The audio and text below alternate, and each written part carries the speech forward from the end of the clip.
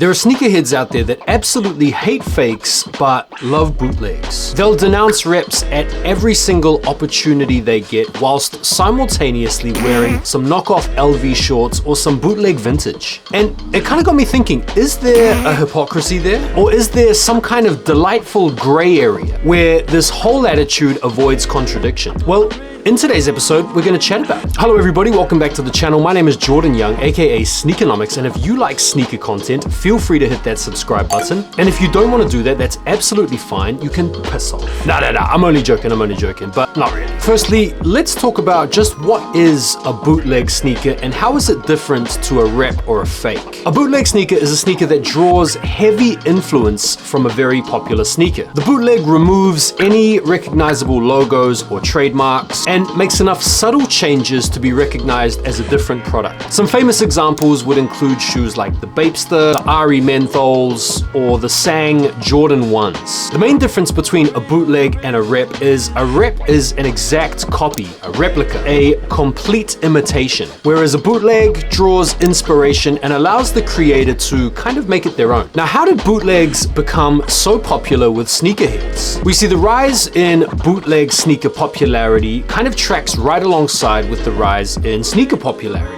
One of the main drivers for bootleg's popularity has been the inability for most people to be able to cop hype sneakers for retail, and in some cases, the incredibly expensive resale prices. Another has been the bootleg trend. Bootleg fashion has gone from being cringe to cool multiple times over the years, but in recent times, bootleg sneaker fashion has become very cool. In fact, bootleg sneaker fashion has become so big that even the big designers have been cashing in on the irony. Take, for example, these Balenciagas. These just look like pumped up Asics. Dior are at it, ripping off not only Converse, but also Puma. Lanvin have completely copied the early 2000s Osiris D3 skate shoe. And one of the biggest and most flagrant culprits of this kind of copying has actually been Louis Vuitton, particularly under the tenure of Virgil Abloh. He did a complete knockoff of the Avia 808. The LV trainer is based on a British Knights. They even went as far with their recent Nike collab to produce a sneaker completely inspired by the early 2000s bootleg trends that saw the LV monogram print on Air Force Ones. They basically made a bootleg of a bootleg.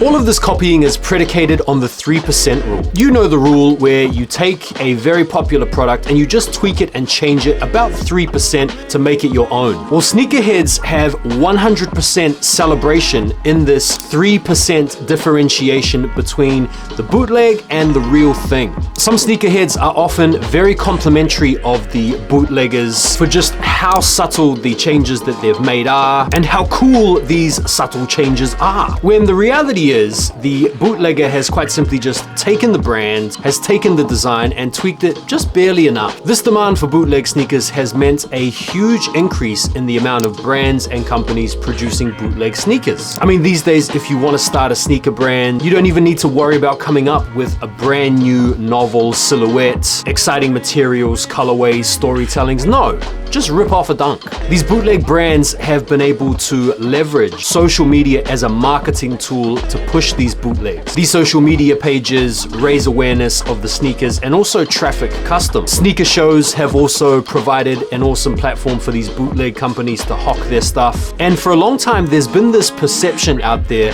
that because Nike haven't been suing the likes of Bape for ripping off their Air Force One for a number of years, there must exist some kind of legal loophole where this kind of flagrant copying can be done unpunished. Well, we've seen that change in recent years with Nike filing a lot more patents for their most famous silhouettes, including the Jordan 1 High. We've seen massive lawsuits brought against the likes of Warren Lotus and John Geiger, and in more recent times, even Bathing Ape themselves have copped it. Same with Cool KIY and Omi and a Hellcat. Nike and other big companies are going after these bootleggers, sending a message to other people that might be thinking about copying that they're going to get in trouble. Because of this, I feel like the bootleg bubble has now somewhat burst. Now the question remains, is it still hypocritical to be very derisive of fakes and reps, but yet still wearing knockoffs and bootlegs? I would love to hear your comments down below. For me personally, I feel like bootleg fashion is really cool and really interesting. It has a long history in the fashion game, and emulation, inspiration, democratization of these types of things are really cool. But I think you've got to be a little bit careful when you are mocking fakes and wearing certain types of bootlegs. See, certain types of bootlegs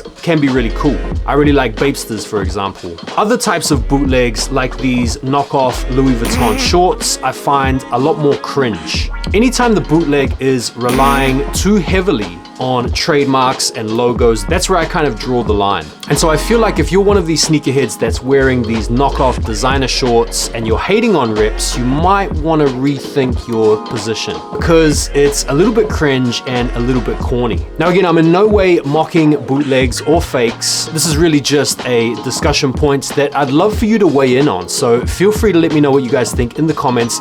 Thank you so much for watching the video. I hope you enjoyed it. Take care for now, and peace.